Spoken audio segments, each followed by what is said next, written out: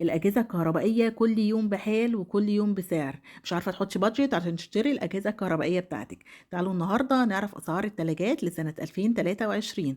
أول حاجة معانا تلاجة فريش سعرها 13699، بتبقى نو فروست 362 لتر، لونها أسود زي ما انتم شايفين كده. استهلاكها للكهرباء انفرتر، هي تبقى كلاس A، بتستهلك 47 كيلو وات في الساعة، وده استهلاك كويس جدا. يعني هي انفرتر، في شاشة ديجيتال من بره زي ما انتم شايفين كده، بتظبطي منها درجات الحرارة.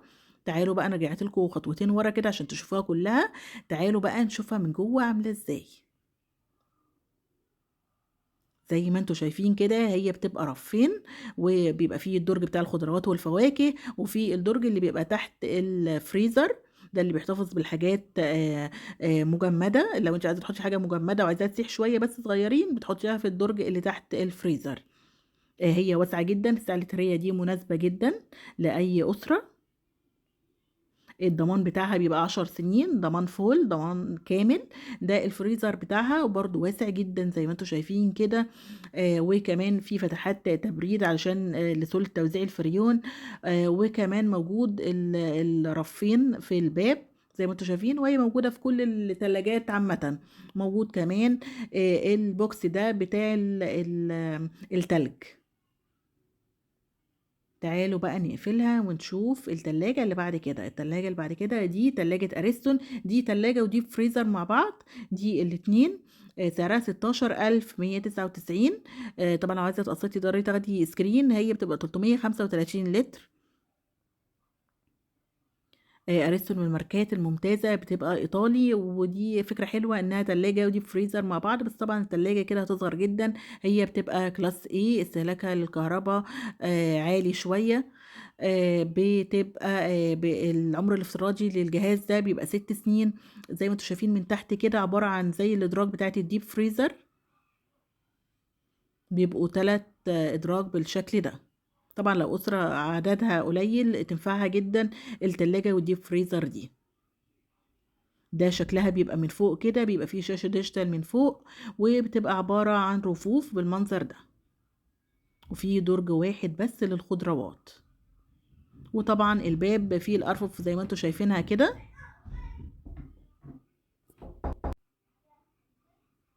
وبس كده، في ناس كتير بيفضلوا ان هم يجيبوا تلاجة وديب فريزر مع بعض. تعالوا بقى نشوف اللي بعد كده. دي تلاجة يونيون اير، طبعا هتلاقوها مميزة. هي بتبقى 370 لتر، سعرها 13852. طب انا عايزه اقول لكم حاجه على يونيون اير وسامحوني فيها. طبعا في شاشه ديجيتال من بره. يونيون اير بتهتم جدا جدا جدا بالشكل. يعني هي في ممتازة، شكلها ممتاز، والديزاين بتاعها بيبقى مختلف، لكن مش بتهتم بالجودة. يعني بتهتم اكتر بالشكل من الجودة. زي ما انتم شايفين كده، هي واسعة جدا وكبيرة جدا، وفي 3 رفوف كمان غير فريش رفين بس. وفي كمان درج للخضروات والفواكه، وتقدري تحطي حاجات فوقيه. وموجود طبعا بس مش موجود فيها الدرج اللي بيبقى تحت الجيب فريزر. وكمان الباب موجود 3 أرفف. هي الديزاين بتاعها بيبقى رائع جدا وبتبقى كبيرة، بس الجودة بتاعتها او العمر الافتراضي بتاعها مش بيبقى كبير. يعني انا بصراحة من الناس اللي مش بتحب منتجات يونيون اير. طبعا تختلف فيه او تتفقي معايا، طبعا دي حاجة ترجع لك.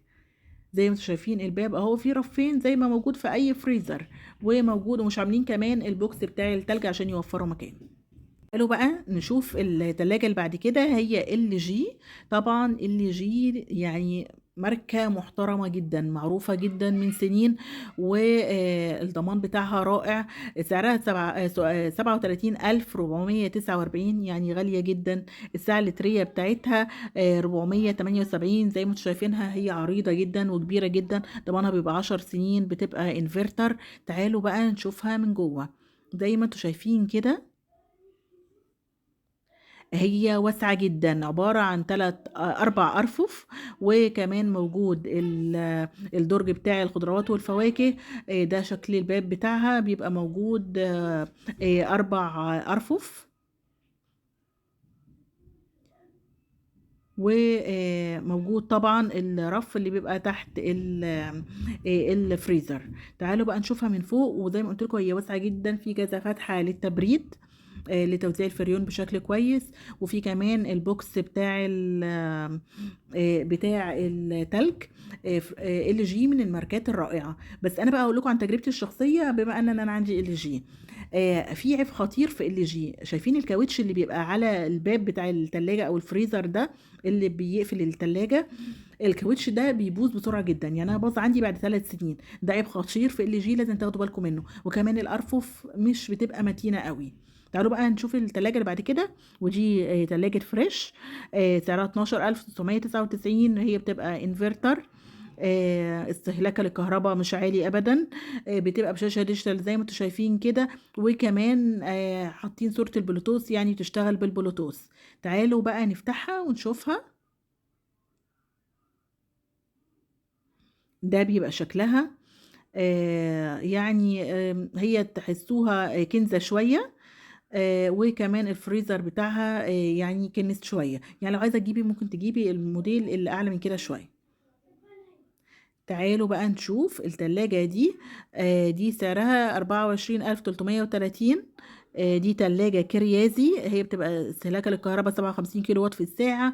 وهي انفرتر ضمان 10 سنين. برضو أنا مش بفضل منتجات كريازي في التلاجات. بصوا ده بيبقى شكلها. هي كبيرة جدا وواسعة جدا، لأن السعة اللترية بتاعتها كبيرة. عبارة عن 4 أرفف، ومقسمين الدرج بتاع الخضروات والفواكه. ودي حركة لطيفة، يعني إن هم مقسمينها بتاع الخضروات والفواكه. ده بيبقى شكل الباب بتاعها كده، برضو متقسم بشكل لطيف. بس أنا برضو مش من محبين كريازي في التلاجات بالذات. بيقول لك إنها بتاخد ل150 كيلو جرام. وتحسوها فعلا متينة، يعني هي متينة جدا. بس انا بحس ان شركة كريازي سواء في الديب فريزر او التلاجات، انا مش بفضلها قوي. يعني برضو بسعرها تقدري تجيبي حاجة انضف منها وبنفس السعر. ده بيبقى شكل الفريزر بتاعها. الكواليتي بتاعتها بتبقى حلوة جدا. بس هي انا بحس ان هي بيبقى فيها مشكلة في التبريد.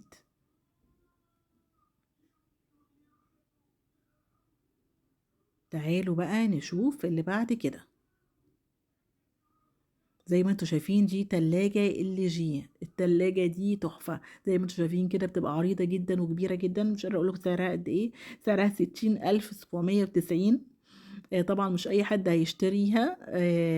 بيقولكوا ان هي فيها واي فاي وفيها لوك، ويعني تلاجة متطورة جدا. وطبعا لو قعدت شوية تلاجة مفتوحة بتعمل جرس يعني. وفيها حنفية كمان من بره.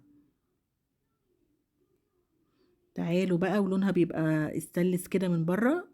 تعالوا بقى نفتحها من جوه. زي ما انتوا شايفين كبيرة جدا. 60,000 تلاجة، 60,000 لازم تبقى رهيبة يعني. فهي طبعا واسعة جدا وكبيرة جدا. تقسيمتها كمان حلوة جدا. عبارة عن 3 أرفف، وبرضو متقسمة زي كرياسي، بس الأرفف أكبر طبعا لأن السعة اللترية أكبر. وكمان في الرف اللي بيبقى تحت الفريزر. وفي طبعا 4 أرفف، طبعا اللي بيتحطوا فيهم ازازة المية والبيض والكلام من ده.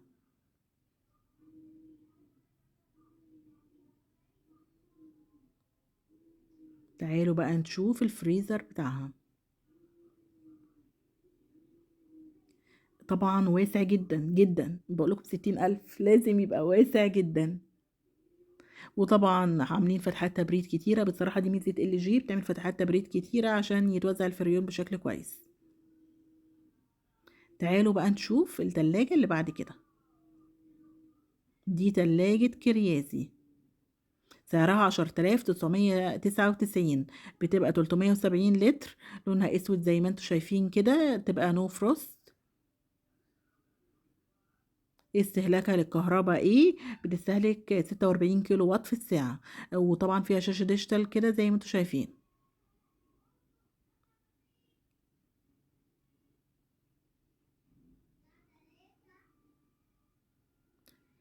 تعالوا بقى نشوفها من جوه. من جوه بتبقى بالشكل ده. كبيرة جدا على فكرة، برضو واسعة يعني معقولة. وفيها 3 أرفف، وفي كمان الدرج بتاع الخضروات والفواكه، ما فيهاش الدرج اللي بيبقى تحت الفريزر. برضو 4 أرفف من الباب. تحسوا ان الكواليتي بتاعتها متينة إلى حد كبير. تعالوا بقى نشوف التلاجة اللي بعد كده. دي تلاجة كرياسي، سعرها 11799. الساعة اللترية بتاعتها 370 متهيألي، يعني هقول لكم برضو أكد لكم برضو. أيوة 370 لتر فعلا. هي بتبقى كلاس A، بتستهلك استهلاكها للكهرباء 45 كيلو وات في الساعة. ده بيبقى شكلها من جوه بالشكل اللي انتوا شايفينه ده. بقول لكم تحسوا فعلا ان الادراج بتاعتها متينة جدا، والارفف بتاعتها متينة جدا. برضو زي اي تلاجة 4 ارفف من الجنب، وكل تلاجة بيبقى الديزاين بتاعها غير التاني. طبعا اهم حاجة لما تيجي تشتري التلاجة بتاعتك اسألي كتير، شوفي ريفيوهات كتير. اسألي كمان الناس اللي عندهم التلاجة، يعني شوفي الموديل اللي انت مرتاحه له، وبعد كده اسألي حد مجربه علشان يقولك الريفيو الصحيح عنها. دي بقى تلاجة فريش زي ما انتوا شايفين كده، بتبقى بيلت ان، شكلها تحفة خرافي. الباب بتاعها ازاز زي ما انتوا شايفين كده، بس الازاز بيبقى شكله تحفة، بس في نفس الوقت مش عملي الى حد كبير لو في اطفال. في شاشة ديجيتال زي ما انتوا شايفين كده. سعرها 21199. هي بتبقى كلاس A، الساعة اللترية بتاعتها 471. طبعا تلاجة تحفة، بتستهلك 46 كيلو وات في الساعة، وده استهلاك قليل جدا جدا جدا للكهرباء. يعني كان في تلاجة أكبر منها بكتير، وفي نفس الوقت الساعة اللترية بتاعتها قصدي أصغر منها، والساعة اللترية بتاعتها كانت أكبر من كده، فهي بتستهلك كهرباء بشكل قليل جدا فعلا. ده شكلها من جوه كده تحفة، عجبتني التلاجة دي جدا جدا جدا.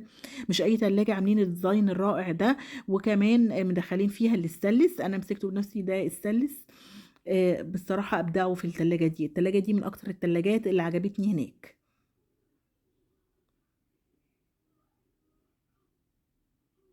لا، وكبيرة وواسعة، يعني ما شاء الله التلاجة دي حلوة جدا. الفريزر بتاعها كمان كبير جدا.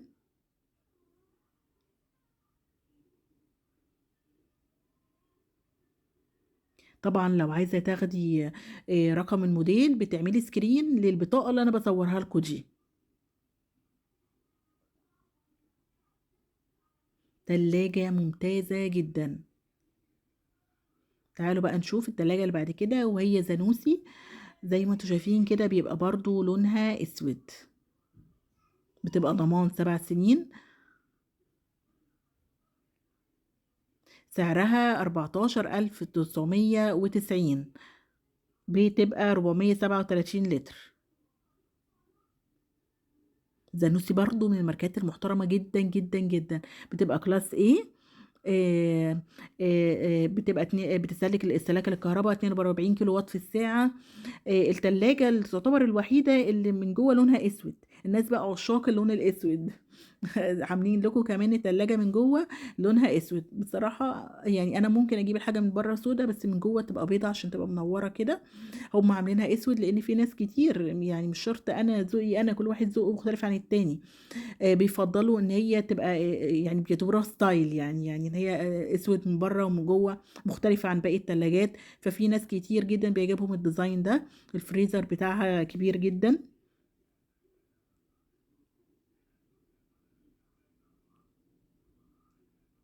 لا، تلاجة ممتازة جدا. تعالوا بقى نشوف التلاجة اللي بعد كده، وهي فريش.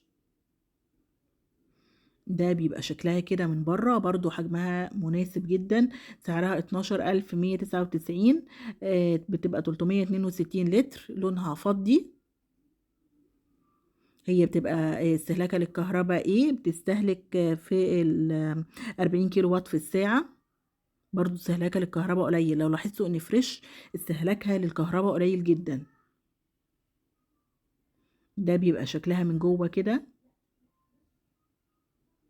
بتبقى عبارة عن 3 أرفف، والدرج بتاع الخضروات والفواكه، ومش عاملين درج اللي بيبقى تحت الفريزر. وده بيبقى شكل الباب بتاعها كده، عبارة عن 3 أرفف. تعالوا بقى نشوف الفريزر بتاعها.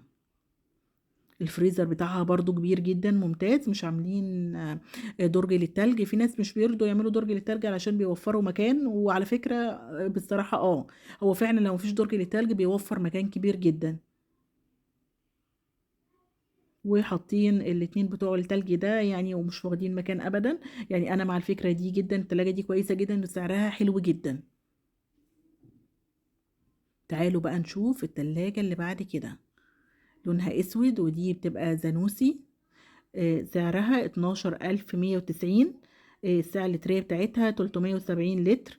تلاجة نو فروست، برضو زانوسي، برضو الموتور بتاعها بيبقى كويس جدا. الضمان بتاعها او العمر الافتراضي بتاعها لمدة 7 سنين. بتبقى كلاس A. استهلاكها للكهرباء 43 كيلو وات في الساعة. برضو زي التانية الزانوسي عاملة كل اللي لونهم اسود، عاملاهم كمان من جوه الادراج لونها اسود او لونها غامق. وفيها الدرج اللي بيبقى تحت الفريزر، وفيها كمان الدرج بتاع الخضروات والفواكه ده موجود في كل غسالة. وشكل الباب بتاعها كده، عاملين درجين قريبين من رفين قريبين من بعض، ورفين بعاد عن بعض. تعالوا بقى نشوف الفريزر بتاعها. زانوسي بتبقى عاملة الدرج بتاع التلج، وبتبقى عاملاه في النص بالشكل ده، نفس الموديل التاني بس هي السعة اللترية أقل شوية. دي بقى غسالة، قصدي تلاجة فريش. لونها أسود زي ما انتوا شايفين كده، شكلها رائع جدا. سعرها 16130. بتبقى ديجيتال. الساعة اللترية بتاعتها 429. ورقم الموديل تقدري تاخدي البطاقة ديت سكرين، وهي بتبقى انفرتر. تقريبا معظم التلاجات اللي شفناها النهارده انفرتر، وبيبقى فيها شاشة ديجيتال من بره. ده بيبقى شكلها من جوه، شكلها حلو جدا برضو زي ما قلت لكم، داخل فيها الستانلس كده او السيلفر، مديلها شياكة رهيبة. عاملين كذا رف في الباب، 4 رفوف. وهي بتبقى عبارة عن 3 رفوف، ومن فوق بتبقى بالشكل ده. وفي الموديل ده عاملين مكان للتلج، عاملين البوكس بتاع التلج اللي انا بحس ان هو ملوش لازمه اصلا، يعني مجرد ان هو بيضايقلك الفريزر وخلاص. فانت لما تشتري التلاجة بتاعتك يا ريت بلاش تجيبيه يبقى فيه الرف بتاع التلج ده، ملوش اي لازمه. وبخلاص كده الفيديو بتاعنا خلص. يا رب يكون الفيديو عجبكم، مش تنسوا بقى تشتركوا في القناه.